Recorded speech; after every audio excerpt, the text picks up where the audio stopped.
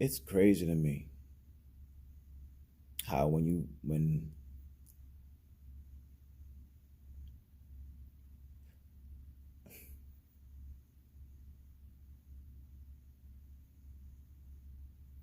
it's crazy how things play out. I'm grateful to bodybuilding, competitively especially, because it literally altered the course of my life in a way that I would never have been able to plan for or would have foreseen with the variables at play. Now, I've always loved working out, but if you had asked me back when I early 20s when bodybuilding became entered into my world, I would have told you straight up that I thought it was one of the corniest things in the world. I'm not wearing no speedo thing, whatever you outside your mind. Go ahead with that. And I was very closed off. I thought it was corny. I thought the things with your arms and the poses and stuff were just whack. Like, who would do that for the fun of it? I didn't understand bodybuilding, and also at that time I had a very limited, probably non-existent understanding of steroids and stuff like that. So when I thought bodybuilding, I thought steroids. I wanted nothing to do with it, just off the strength of that alone. So, but I didn't know that the physique I was after was that of a bodybuilder in essence. And I didn't realize that until after I started to compete, honestly. But that being said, I was always into training hard, always working on trying to build and stuff like that. And '06 is when I was first exposed to bodybuilding. It was January, February, March, April, around there. It was three of us, me, my man Sam, my man Remy. We were all trainers. I started training first at the gym. And while I was there, I ran into my man Rem. I knew him from Rutgers. Somebody you just passed. We didn't chill like that, but common people nod X, Y, and Z. And he had asked me how the situation was with training there. And the crazy thing is, just earlier that morning, my boss Sherry, she asked me if I knew anybody who was interested in training. So she asked me that morning. My water at.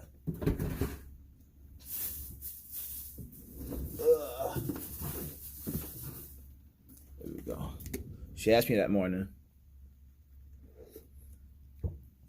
So I'm talking to him later on that day. It's like, hey, she just put in a word saying she's looking for somebody. So I put them together. And then maybe a couple weeks, a month later, my man Sam comes. Sam is a big bodybuilding junkie. He loves it. That's his thing. He's a fan of it. He's actually working with a guy. I think the guy's name was Big Sean. We're in East Brunswick at this time, New Jersey. Big Sean, and this dude's huge. His thighs were like the size of my waist. I'm like, bro. And the guy Sean's training my man Sam, and he's into it. And I'm getting kind of exposed to this whole bodybuilding arena. But mind you, my mindset like, this song's already whack. I don't care for it. I don't want anything to do with it. And Sam's getting ready for a show, so we're helping him through his posing. Not through his posing, but through his prep. He had to do an hour of cardio a day.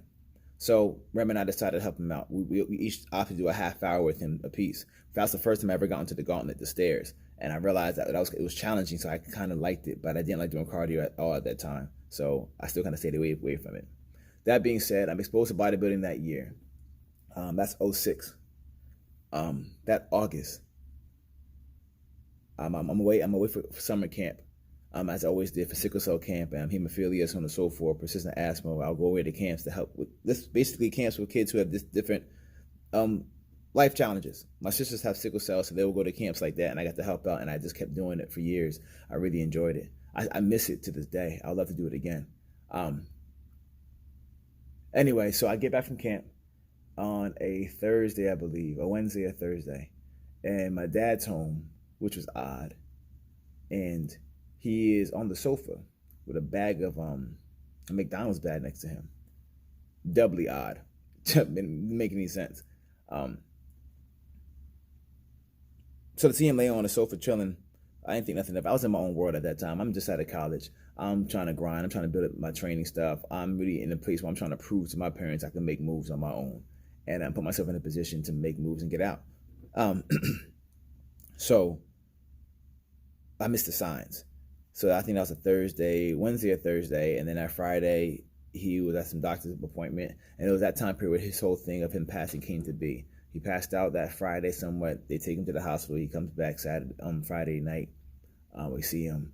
I see him Saturday midday. I see him last conscious around 12. That night, my mom calls me bawling. Something happened again. I go back with me and my sister.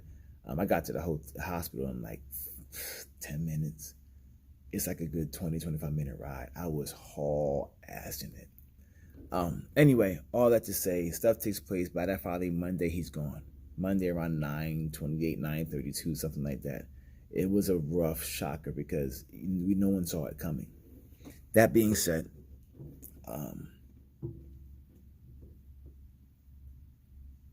it's funny how in my mind I had always kind of mentally been or emotionally been prepared for my older sister to pass on, because she's been through so much stuff. She's had near-death experiences many times.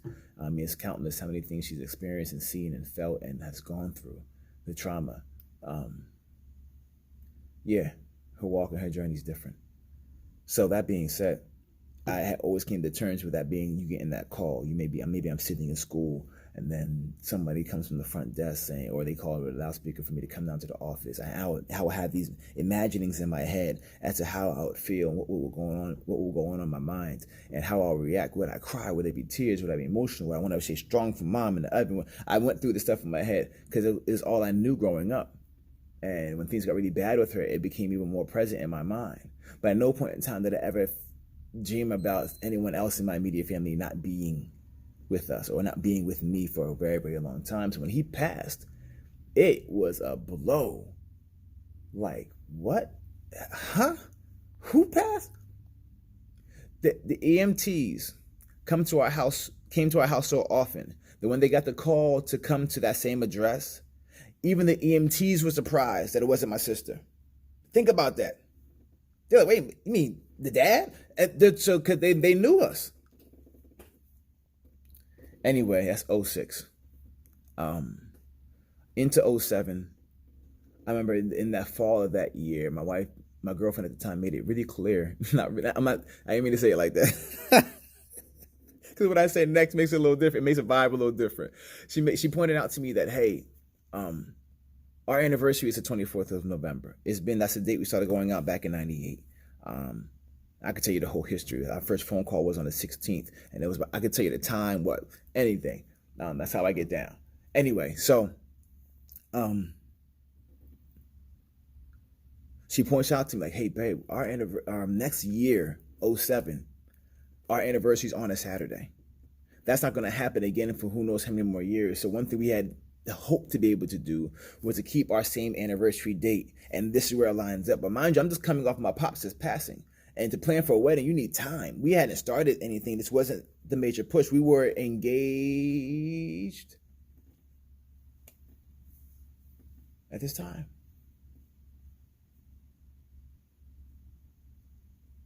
I think I proposed to her that year. Wow, we did a lot in a year. I'm just realizing that now.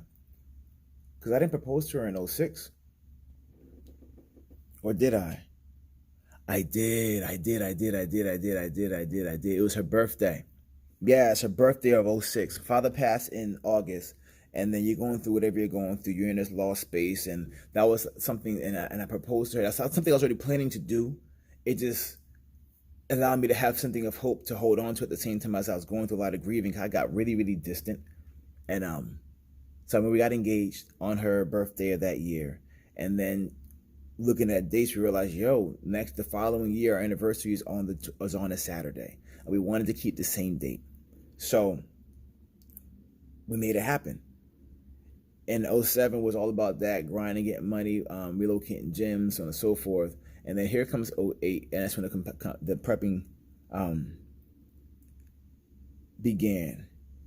But it was in 07 that I was dealing with a lot of emotional stuff. A guy came through to the house, a friend of my father's, we didn't know, and he talked to us about grief, just because he knew my father and he enjoyed him so much. He wanted to make sure he deposited something in us. And I remember having my BlackBerry 7290, I think that's what it was at the time. And I remember taking notes on it, and it talked about the different stages of grief. And I like stuff like that because if you can give me a heads up a little bit as to the game that's coming down the line, I can appreciate that. So when I went to the angry phase, it really helped me to realize that there's nothing wrong with me. But because of all the stuff growing up with my sisters and you feeling so out of control sometimes, that's why gravity is still working out so much. You have this anger because I just hate not having control, because it always felt like you're out of control all the time, because so many variables in your life you have no control over it. So I clung to working out so much because it gave me control. When you walk into the gym or to your dumbbell set, your 15-pound dumbbells are 15 pounds today, tomorrow, and the next day. It does not fail you. You may change in your energy, but that 15 pounds is still 15 pounds. I could rely on the 15 pounds. It gave me an anchor. It gave me something to hold on to. And now enter in 06 into 07, the wedding is now over. All the distractions are now gone, and it's just me and my emotions. I never really dealt with my father's passing up at this moment in time. I kind of kept myself busy as much as I possibly could because I wanted to avoid it. And it was like I was running from myself. I was running from being alone with God. I was running from being alone with myself. I just didn't want to deal with, I don't know, the anger. I felt betrayed. I felt left behind. So many of my dreams that I had for myself will no longer be realized because he passed so suddenly.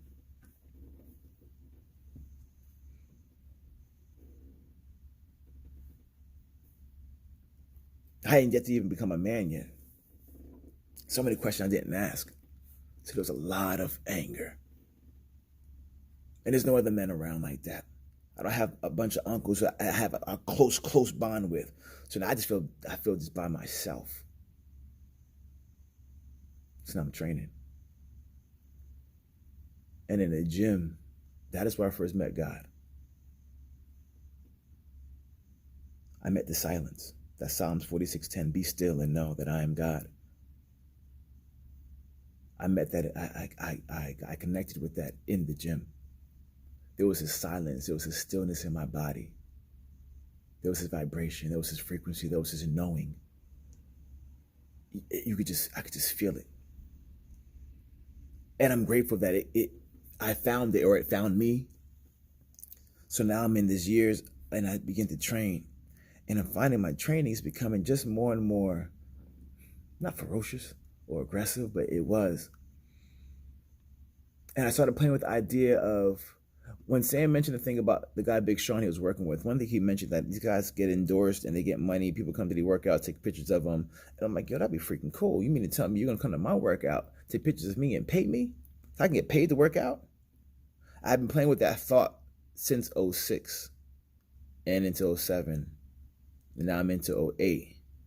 And I'm like, yeah, I want to see if I can make this happen. And that's what I've been playing with. But I had to get over the idea of buying posing trunks. It took me about 8 months to be okay with it. It's funny. That was my biggest obstacle. It wasn't everything else. It was buying a posing trunks, being willing to stand on stage in that thing. Anyway. So I started to compete. I started to learn about nutrition. I started to realize how much I was messing up my food, messing up my body, and why I wasn't making progress, because I started really, really realizing game for real, for real. Once you understand your food, you change the game, period. And once you execute on it, you see what it does, you get more of it. Yeah, no more conversation. This is my act of doing now. So I threw myself into it. I threw myself into all the cardio. I threw myself into all the learning. I threw myself into all the training, learning my body, the techniques, documenting mock weeks, prepping this, doing that, trying different foods. I just threw myself into it. And there was times during my prep, doing cardio, I remember specifically being on the elliptical in our apartment complex cardio room. And I didn't even realize that what was falling down my face wasn't just sweat, but there was tears. Tears were falling out of my eyes. And I didn't even realize they were falling out. I could feel it was as if my body was weeping. I was going through grieving while on the elliptical. All of that energy that was so destructive that I remember wanting to go dark in the hospital room on that Monday. My mom was trying to talk to me. I had to make a decision not to go dark in that moment because I wanted to say, fuck all of this shit. This is some bull. But all of that energy was still with me. And I was trying my best to keep it controlled, but I really, really couldn't. And it started to poison other things. It started poisoning my communication. It started poisoning my self-esteem. It started just poisoning stuff. And I didn't want to keep hurting my wife because I'm hurting but not knowing how to express it. Just minor things. Just me being insecure in myself. I didn't allow myself to be fully present with her in different events or what have you. And it's like I felt as though I hindered her own fun, her own growth, because I was just in this space. But now in this cardio, in this pushing, this thing starts to pull, this energy starts to get funneled, this energy starts to manifest something greater. This energy that was once so destructive is now being transformed into something that can be beautiful. And once I realized that began to happen, I became addicted. And I just kept going. I would not stop. I became obsessed with it. And the transformative process of taking all of that negative energy and then being able to stand on stage and be able to display what I've worked through, to be able to walk in front of the mirror and be comfortable in my skin, and knowing that that came from all of that death and all of that pain and a lot of the frustrations, and to know that I wasn't beaten by it. It was just satisfying. It's like an alchemical work.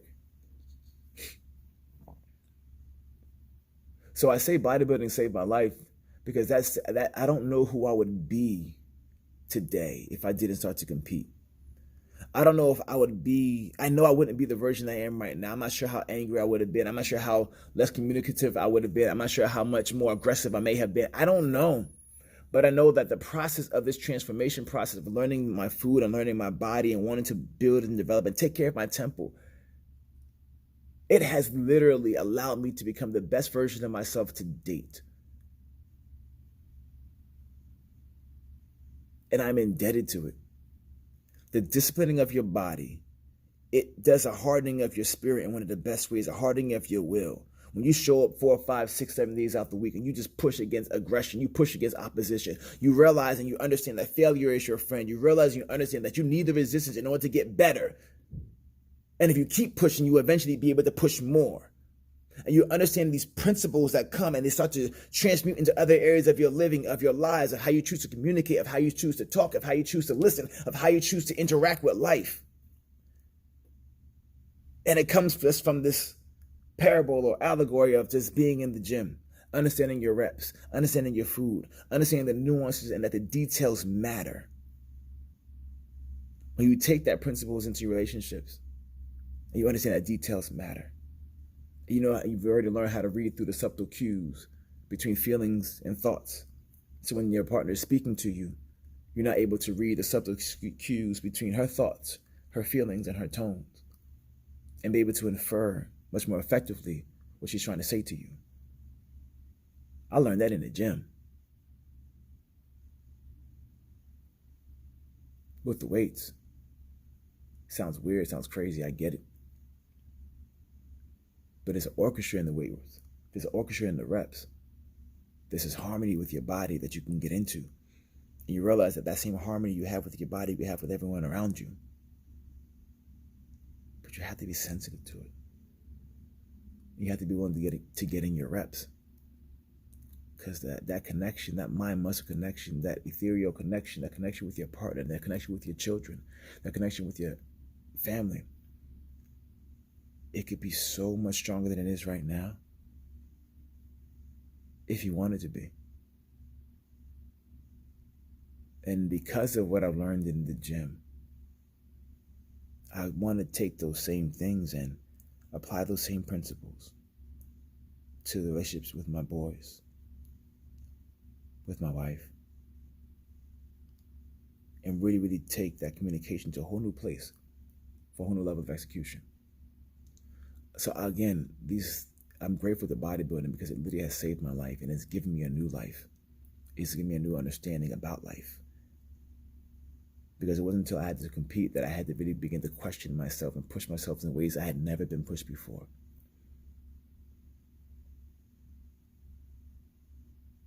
It really taught me what real struggle and what real push was like. It's different when everyone was motivating you to do it. But when no one else cares about your goals and you have to do it because you just want to make it happen, You learn to push yourself, motivate yourself differently. Because you could do it as a team of one. Luckily, I always have my wife as well. But I'm grateful to bodybuilding. It saved my life.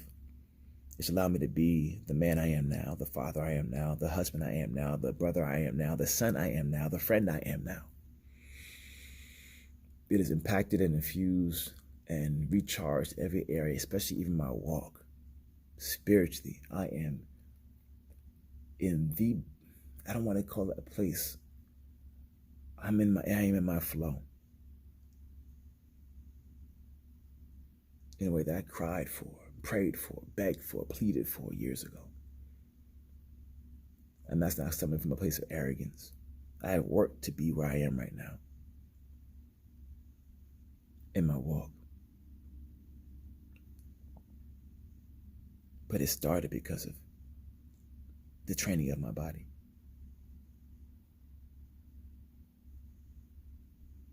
I told myself when I first started, if I can be this discipline in my body, I know I can be this discipline in my walk. I don't know why I made that connection. I don't know why I made those conditions, but I always did. And the more I progressed in my body, I feel as if my walk will level up too. And it always has. So thank you, bodybuilding. Thank you for the lifestyle. Thank you for the lessons. Thank you for the teachings. Thank you just for being unrelenting. Because if you want to level up in this game, you got to show the fuck up. Talk is cheap. This is where actions speak. So this lifestyle has taught me how to be an action-oriented individual. Say less, do more. Thank you, bodybuilder. I fucking love it. Let's go.